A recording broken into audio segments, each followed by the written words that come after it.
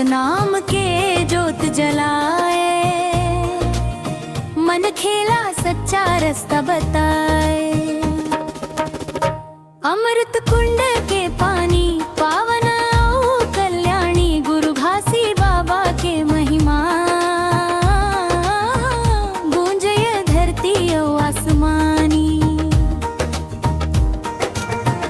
गिरोधपुरी धाम चमके, सतनाम के उजियारा, गुरु बाबा के अमर वचन ले मिट गए मन के अंधियारा।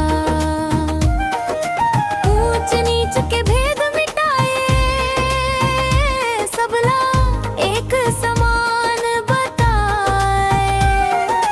प्रेम दया के गंगा बहाए, सतनाम के डगर चलाए। जय गुरु बाबा जय सतनाम, गूंजे चारों धाम। अमृत कुंड के पावन पानी बढ़ाए सबके मान। अमृत कुंड के निर्मल धारा पाप ताप सब धो देवे। सच्चा मन ले जो आवावे, गुरु कृपा ओला मिल जावे। जय गुरु बाबा जय सतनाम, गूंजे चारों धाम। अमृत कुंड के पावन पानी बढ़ाए सुख मानम।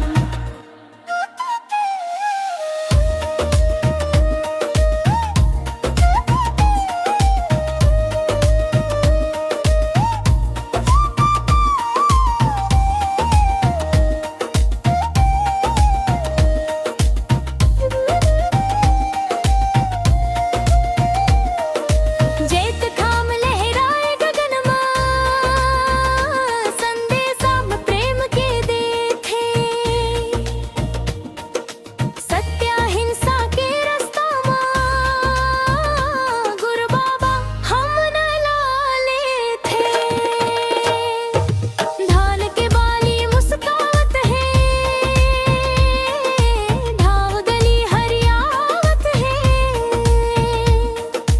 गुरु बाबा के पावन कृपा ने जीवन खुशहाली पावत है।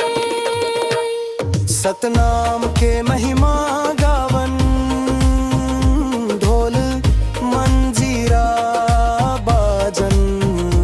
अमृत कुंड के पानी देख, भक्ति के दीप जलावन। दुखिया मन के आस बनिस, गुरु बाबा के नाम। जिंदगी भर संग निभावे, देवे सुख